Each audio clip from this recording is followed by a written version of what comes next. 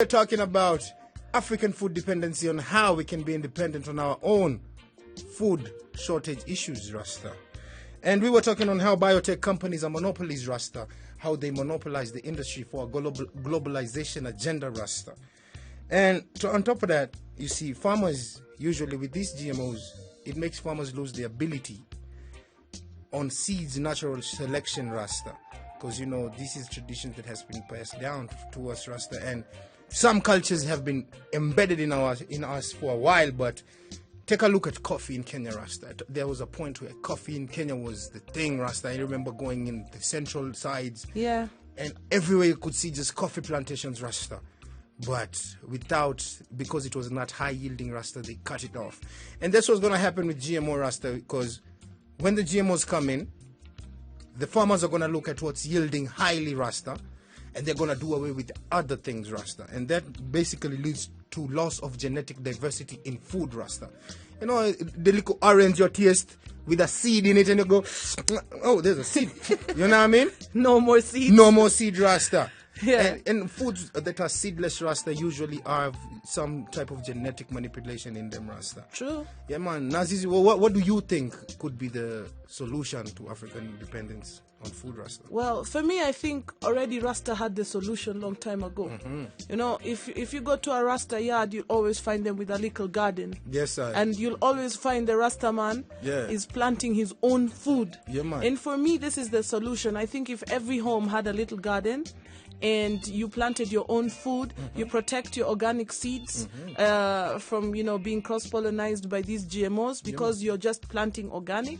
And so you're guaranteed that the food you're eating in your yard every day is organic. So, you know, we can plant, you know, we're Africans and we're Rasta, so we know what we can plant. We can plant tomatoes. You can plant even potatoes. Yes, sir. You can plant. So for me, I think the solution, Rasta had it long time ago. Have a little garden in your yard. Plant your own food.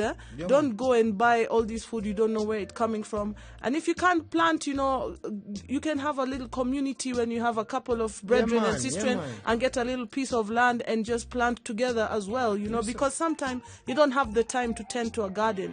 You want to plant, but you don't have the time to do it. So, you know, make a little union with your friends, and then every yield you can share whatever you grow. That is something that they're doing a lot in the foreign lands, Rasta, where certain communities are coming together and getting their own grow going on, Rasta, making sure that their plantations is organic for their feed, so that they themselves are sure that they are healthy in every manner, Rasta. Yeah, and what are the people them saying there? Yes, online here, I see people are saying we have real Kimzi Islando saying, think we are in a colonized mind.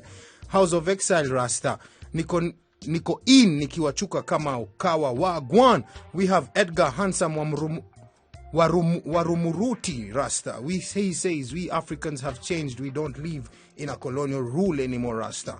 We have David M. Chelsea Monte saying, my youths have gone to towns instead of working on farms to increase food production in Kenya. And I think our government is not serious on agriculture and empowering the youth about it. And says, Muyigo boys, kesho saa 10. Sharp tukutane kwa gate. We have Panya Mwenda Wangong, the second Rasta, saying, as Africans, we should avoid rural-urban migration to avoid food import, Rasta. We also have Chege Alio saying, as long as we continue despising our own cultures and terming them outdated, we are living a lie. We still have a slavery of mind. Steve Biko said once that the oppressor's best weapon is an oppressed mind. Wake up, black people. Yeah, man. We have Rouse Paul Mugambi says, poor leadership and calamities are holding us back. Leaders keep telling us that the things are going to change, but we can't see the change. Eric Mwangaliwa says, we are still in captivity. DC Africa monkey business, Rasta.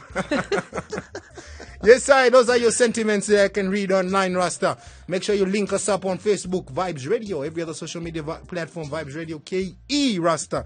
Yeah, man.